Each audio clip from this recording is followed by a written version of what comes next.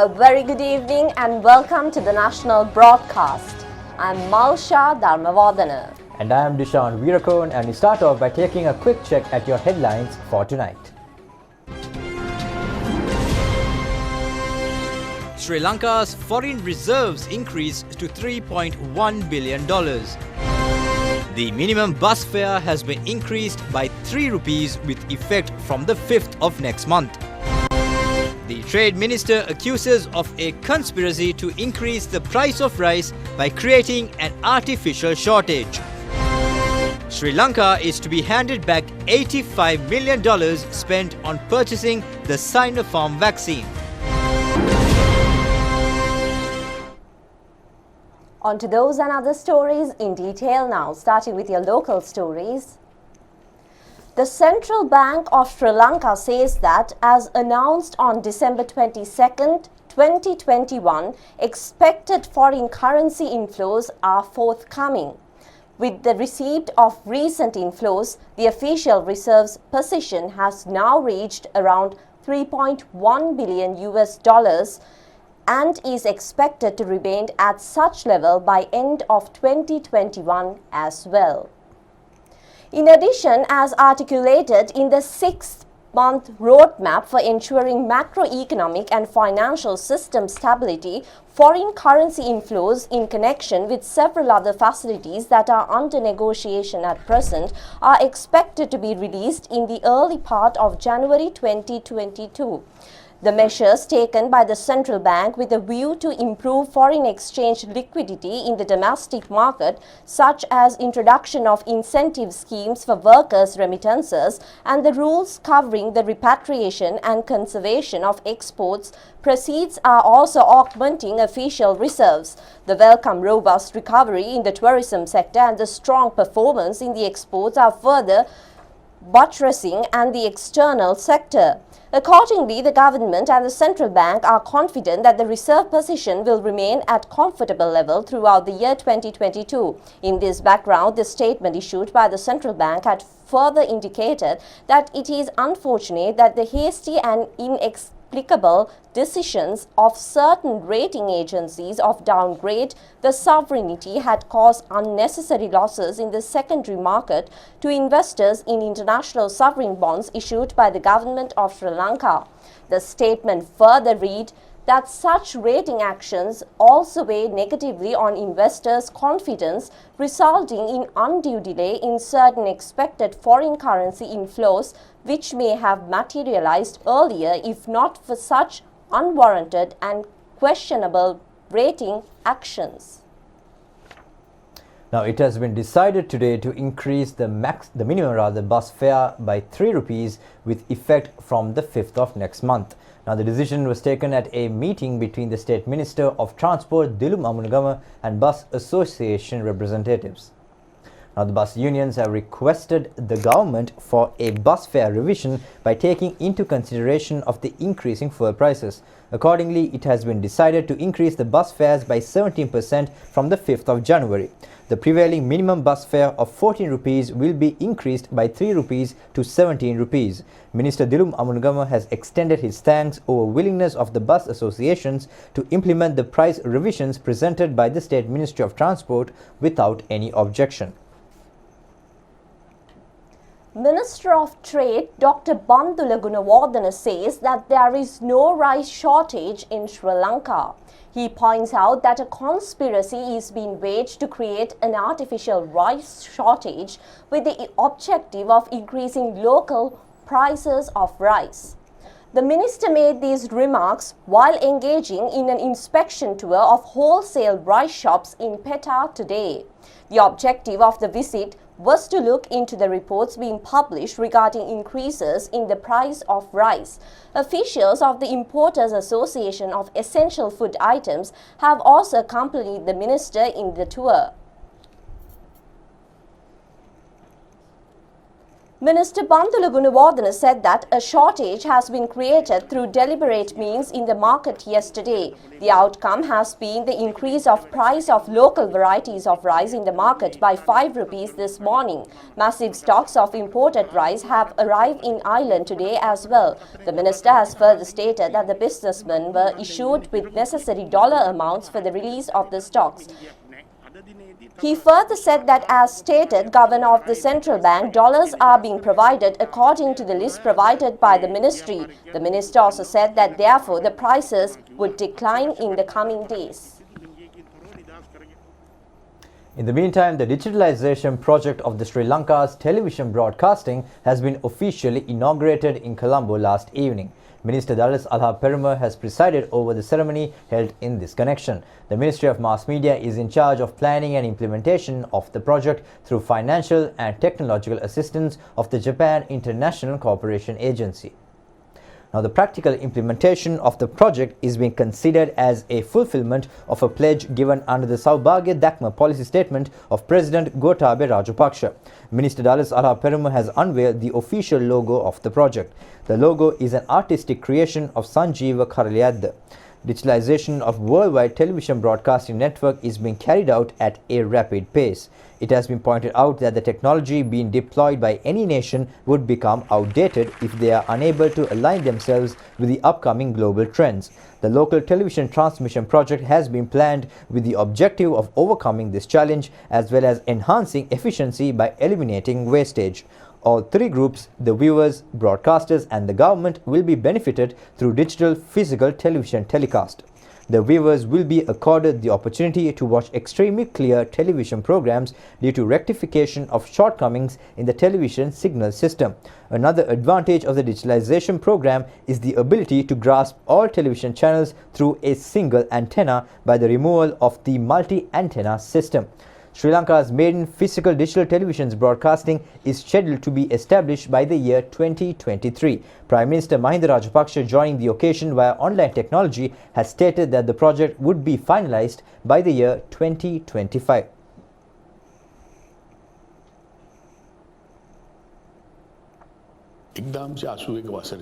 Prime Minister Mahinda Rajapaksa said that Sri Lanka's television broadcasting has commenced in the year 1981 as a grant of the government of Japan. It was 2 decades ago that digital technology had been introduced to the world. However, the Sri Lankan television broadcasting has been conducted via analog technology since its commencement up to now. The Prime Minister has also recalled how he had taken measures for the introduction of digital technology in Sri Lanka through the assistance of the Japanese government during his tenure as President. He added that, however, during the 5-year regime of the government of good governance, the project was not implemented, citing various reasons. The Prime Minister further said that when President Gotabaya Rajapaksa has assumed duties as President, steps have been taken for the implementation of the digitalization in Sri Lanka. Minister Dallas Alha-Peruma has already taken the initial measures in this connection.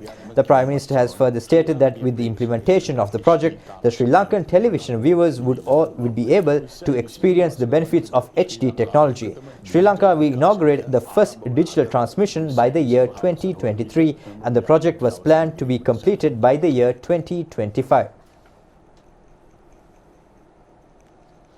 Minister Dallas Alha-Peruma, expressing opinion on this occasion, said that the project would record the turning point in Sri Lanka's television history. Minister Dallas Alha-Peruma said that it is absolutely certain that the digitalization process would revolutionize televiewing in Sri Lanka. That this is a mere procedure for the creation of physical resources and infrastructure facilities. If the content remains analog, it would not have been given true value to the technological transformation.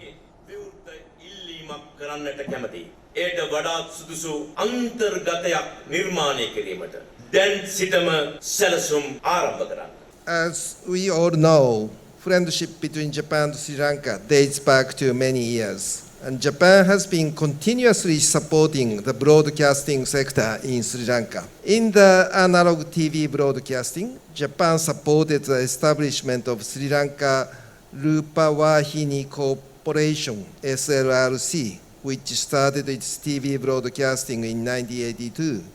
And since then, Japan has been continuously providing technical cooperation to SLRC. I am glad to learn that the Japanese TV drama Oshin, which was aired by SLRC, is still very much loved by the people of Sri Lanka. Now we are moving to digitalization of TV broadcasting of Sri Lanka through the DTTV project initiated in 2014. Hence, it is a great pleasure to participate in this event, which extensively announces this project to the general public in Sri Lanka and mass media. Ministers Keheli Ramukwella and Bandula Gunawardena and parliamentarians Anura Piridarshanayapa, Professor Vijitha Herath, Secretary to the Ministry of Mass Media Jagat P. Vijayveera, government officials of the JICA Institute and heads of media institutions have also attended this ceremony. The Asian Development Bank has agreed to reimburse a sum of $85 million spent by the Sri Lankan government to purchase doses of the Sinopharm vaccine. State Minister Professor Channa Jayasumana says that the ADB has taken the decision by taking into consideration of productivity and transparency of the local vaccination program. State Minister Channa Jayasumana said orders have been made for the purchasing of 14 million doses of the Pfizer vaccine as booster dose. So far, the country has received 6.4 doses of the vaccine. The company has informed that the remaining quantity would be provided before the second week in January. He added that the Asian Development Bank has agreed to reimburse the sum of $85 million used by the government to import the Sinopharm vaccine. The state minister added that the bank has taken the decision upon evaluation of the success of the vaccination program and its sense of transparency.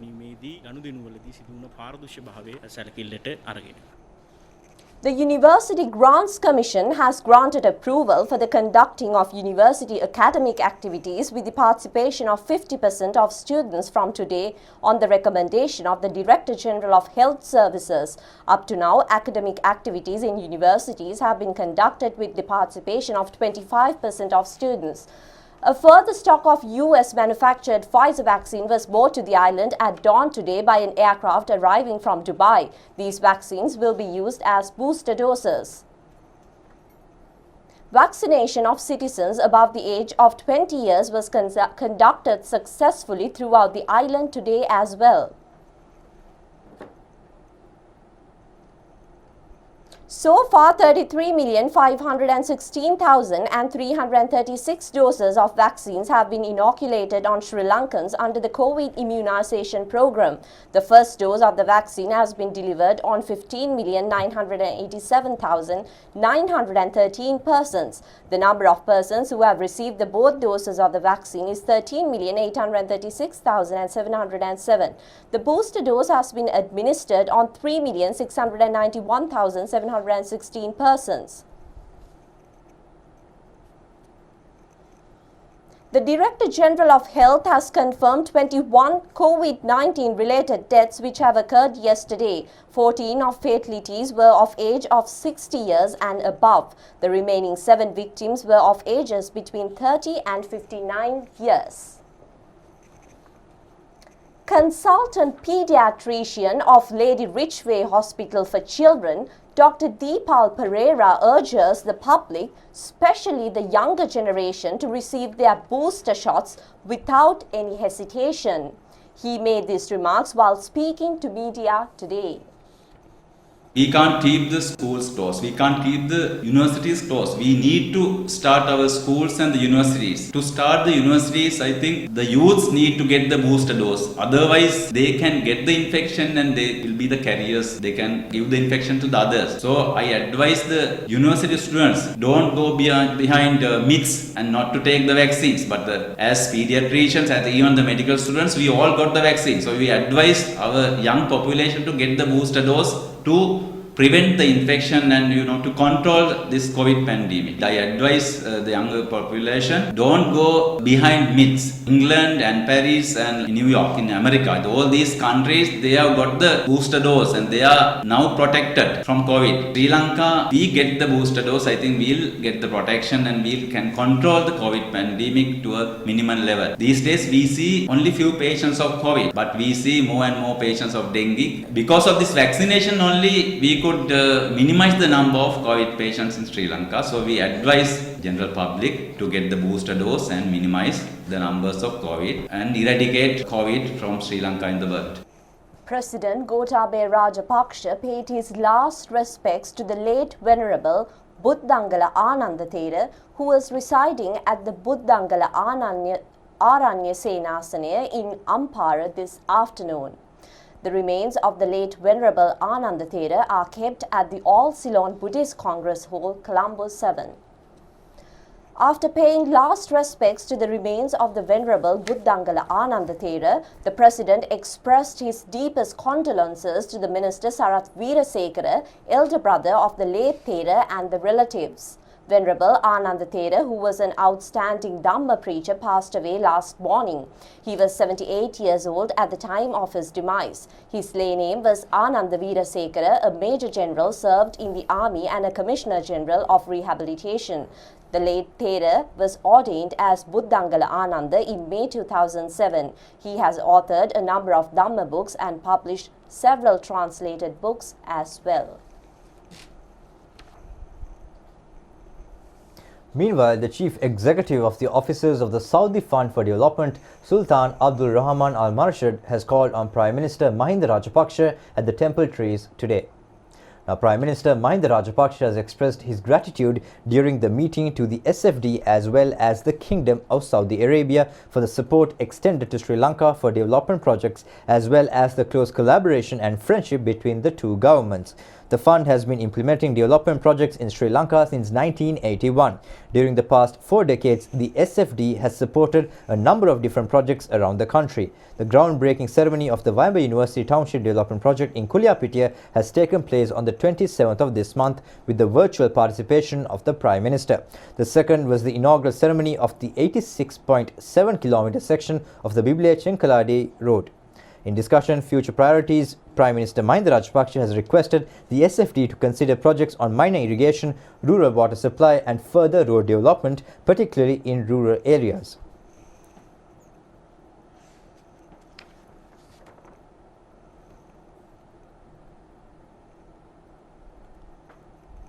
Prime Minister Mahinda Rajapaksa has virtually participated in the ceremony to offer the pinnacle with the crest gem to the Chaitya being constructed at the Sri Vijayarama Viharasthane in Denagama in Hakmana from the temple trees last evening. The crest gem and the pinnacle from an ancient Viharasthane in Myanmar was reported to have been handed over to the chief incumbent of the Sri Shalavana Bodhi Mahavihara, Venerable Yatiravana Silananda Thera.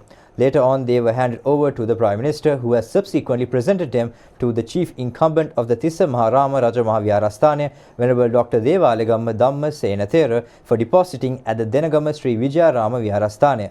Accordingly, the sacred relics are scheduled to be placed at the Chaitya on the 10th of next month. The Mahasangha, headed by chief incumbent of the Veherahena Purarama Mahaviharasthane, Venerable Kagalle Ratanasara Thera, were also present on this occasion. Prime Minister's Additional Secretary Chaminda Kularatna, Commissioner General of Buddhist Affairs Sunanda Karya Peruma, Coordinating Secretary of Religious Affairs of the Prime Minister A.M. Ratnayaka were also present on this occasion. It has been retreated before the Presidential Task Force on One Country, One Law on the need for a legal system which could be acceptable equally to all ethnic communities. Deputy Director of the Saumya Murthy Thondaman Commemoration Foundation, J. Tyagaraja, had stressed on the need before the committee. Acceptance of opinions of the people in the Central Province have been concluded. The committee had a session at the Thondaman Vocational Training Centre in Hatton, where the Deputy Director Tyagaraja had pointed out on the necessity of drafting a new constitution which treats all equally, overcoming shortcomings of the constitutions of 1978. Chairman of the committee, Venerable Galagodatti Gnanasara Thera, Professor Shantani Nandan Vijayasinghe, attorney at law Sanjay Marabe, Pani Vevala, Eranda Navaratna and president of the coordinating subcommittee of the North and Eastern provinces, Dr. Jeevaka Bandara, were also present. The Development Lottery Board has introduced a special lottery titled Laknavasanava Supiri Danayogaya to the market. The first draw of the lottery in the new year will take place on the 28th of January. Chairman of the DLB, Ajit Naragala, had presided over the event held in connection with the introduction of the lottery to the market.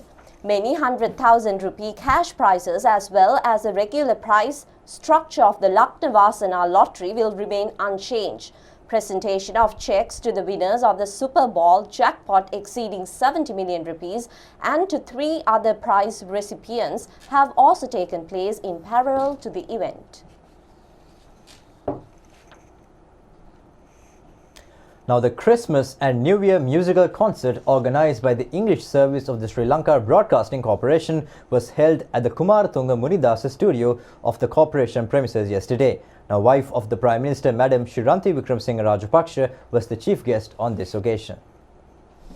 The event has been named Happy New Year 2022. Many male and female singers have taken part in the concert.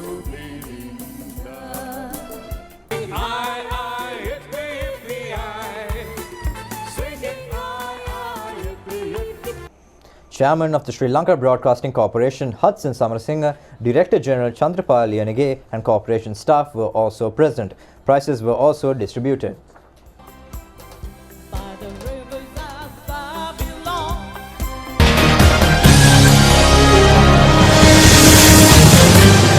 Now, Minister of Sports Nama Rajapaksa has presided over the presentation of trophies and certificates of the Air Force Commander Cup Rugby Tournament at the Air Force headquarters. Now, the COVID pandemic has prevented the conducting of rugby fixtures in the country for a period of 1 year. The Sri Lankan Air Force has organized the tournament with the aim of promoting rugby football in the country once again. The CH and FC team has secured the overall championship trophy of the tournament.